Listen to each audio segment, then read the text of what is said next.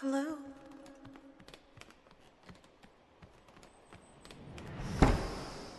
No. Please don't leave. I'm sorry I frightened you. I didn't mean to shatter the window. When I manifest into this form, the energy that I emit gets so strong that it disturbs things in the physical world.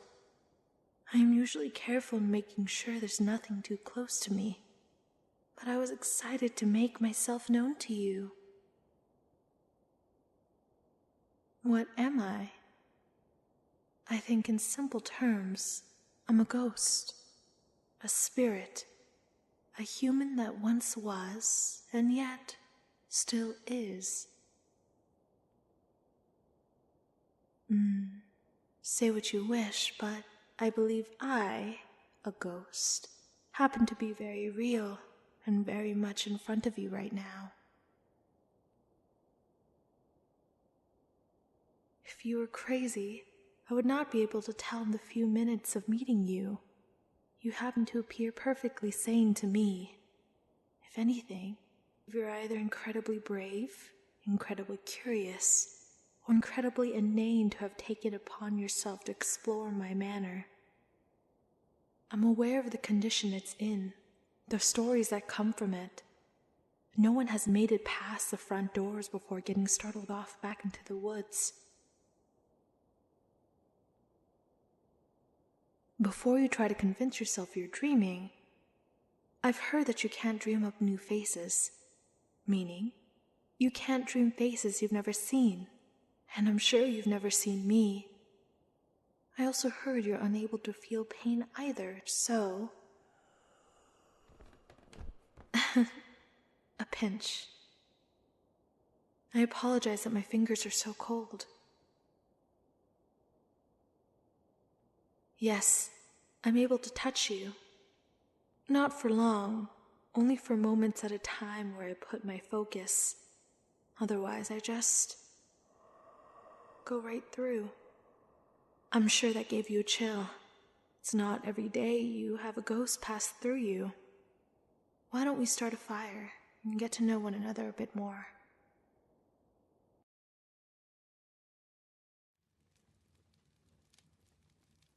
My name is Constance.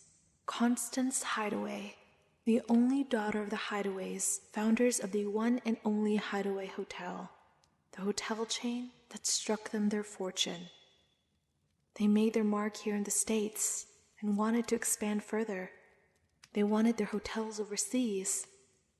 After a successful business trip to Europe, they headed home where a plane crash ended their careers before they had a chance to take off.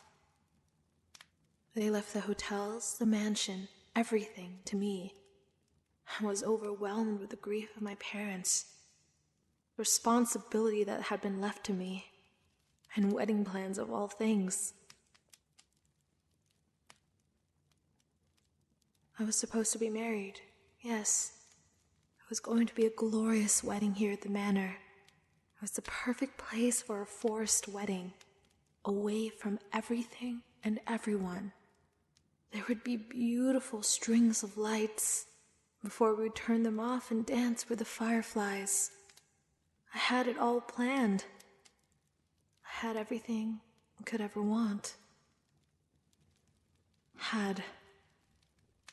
I wanted to postpone the wedding until I had everything handled but my fiancé. They wanted to continue with it as planned. Please, just let me think about this. There's plenty to think about. I don't know how I can continue wedding planning with what I have to do. I have a funeral to plan, business to run. The last thing I want to do is pick what flavor cake I want. Please, just let me think. Let me breathe. I have enough to deal with as it is. I really just want to postpone it so I can put all my focus on it once I have everything settled with my parents and their business. Please. Why are you fighting me on this?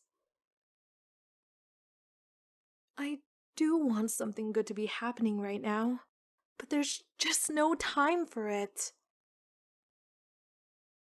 Yes, legally, it would make things easier if we were married. At the moment, you're unable to handle anything because nothing is under your name as it is in mine. I don't know. I feel like our wedding needs to be given more than this. I feel like we should get married when we want to, not when we need to. I know you want to help, but...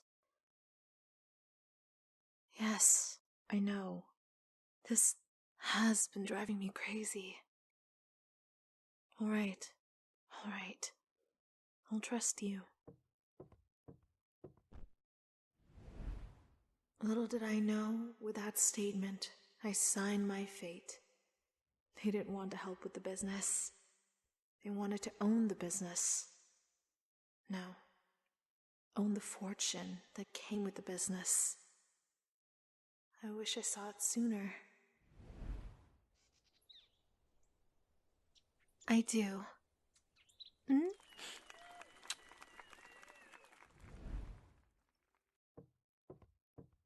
What is the meaning of this? You've been funneling the hotel's funds into your personal bank account. That money isn't for us. It's for bettering the hotel, its guests, and the employees. That's it. I've let this go on far too long. No matter how many times I've told you, you don't listen to me. This business is my business now, not ours. It's clear to me that you don't care about the hideaways as much as you do the money it brings. What am I saying? I'm saying that this is through. This partnership, this marriage, everything. I should have never trusted you. I should have never listened to you. I'm not going to regret this. The only thing I regret is loving you so much that I was blind to the reality of who you are. Just get out. Get out. Next time you come here, bring boxes.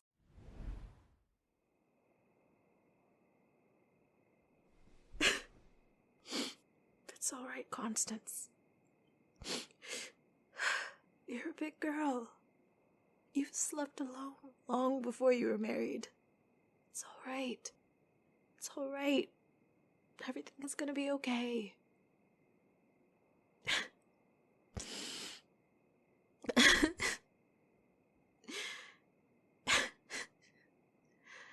Mom? Dad? Hi. I messed up. I really, really messed up.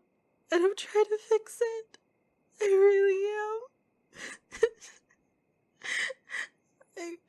I wish you were here just to tell me that it's alright. I don't trust myself. Everything feels like it's falling apart. I just wish you were here.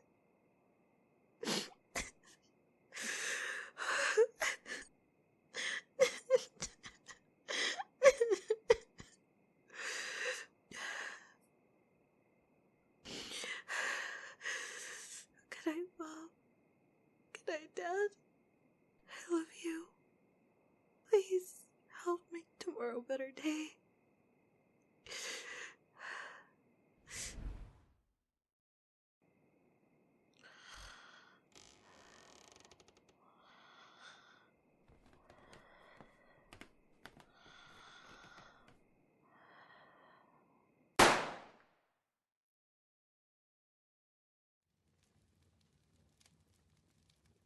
They ruled it as suicide. It was staged, so I looked like I laid down and put a gun to my head for an eternal sleep. I was an only child whose parents died, left with a business she couldn't handle, and a marriage that was falling apart. That seemed to make the most sense. Or perhaps it was less work. At the time, my form was weak. No one could see me. No one could hear me, no matter how much I screamed that I was murdered. Murdered in my sleep by the one I thought loved me as much as I loved them. They thought they would get everything, since we were still married. But little did they know, they couldn't touch a thing. I made sure of it. It's why the mansion stands vacant, untouched, and the hideaways, gone. Just like my parents, just like myself. How could I move on? How could I move on from a life that by the end was unfair, that was cruel, that took advantage of my kindness, chewed me up and spat me out to be left here, to watch the home of my parents, the home of myself and my ex-lover, decay right before my very eyes, all alone. Yes, you are here. You are here. It seems that life finally is turning around for me. Gave me something I never imagined I'd get for decades, or even centuries. For so long, I ached to have someone come through those doors, and no one has ever made it in but you. That must mean something, doesn't it?